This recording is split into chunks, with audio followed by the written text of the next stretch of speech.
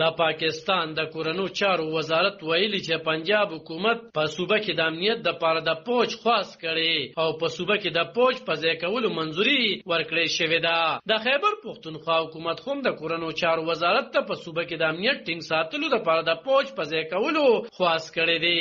په خیبر پختونخوا کې د نگران حکومت د اطلاعات وزیر هم میډیا ته تایید کړي چې دوی وفاق ته په صوبه کې د پوج د ګمارولو خاص کړي دي. په خیبر پختونخوا کې د نگران حکومت د اطلاعات وزیر بیرسټر پیرو جمال ویلي دي چې په چکدر کې تحریک انصاف غړي د چترال سکوټ په کیمپ ورغلي. په هغه کې انخته شوی یو تن وجل شوی او 11 پورې کسان جوبل شوی دي. هغه ول چې صوبایي حکومت د کورنو چارو وزارت ته په صوبه کې د امنیت لپاره د پوج په ځای کولو خاص کړي دي. نو موري زیات کړي چې د پرون راسي په صوبه کې په احتجاجونو کې سرکاري ودانو ته تاوانونه اړول شوی دي. دوی دروانه جوړونکو معلومات راټولوي او په صوبه کې په روانه کې کاکړ د سلو پورې کسان نیول شوی دي.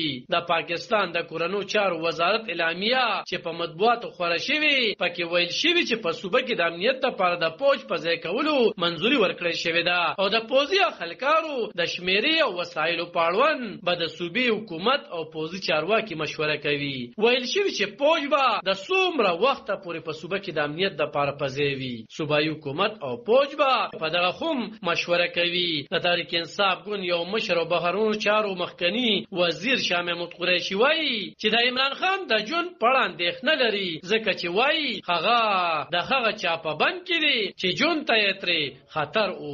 قریشي په یو ویډیو کې د پاکستان په دوو لویو صوبو کې د امنیت لپاره د پوج پر ابللو هم پوښتنې راپورته کړې دي. د پرون مازیګر نه تر شپې نا وخت پورې د پاکستان تر ټولو غټ ښار کراچي، لاهور، پیښور، کوټه او یو شمېر نور لویو او وړو ښارونو کې د عمران خان د ګوند پلویان په پوزي ودانو هم ورغلي وو. په سوشل میډیا باندې خورې شوي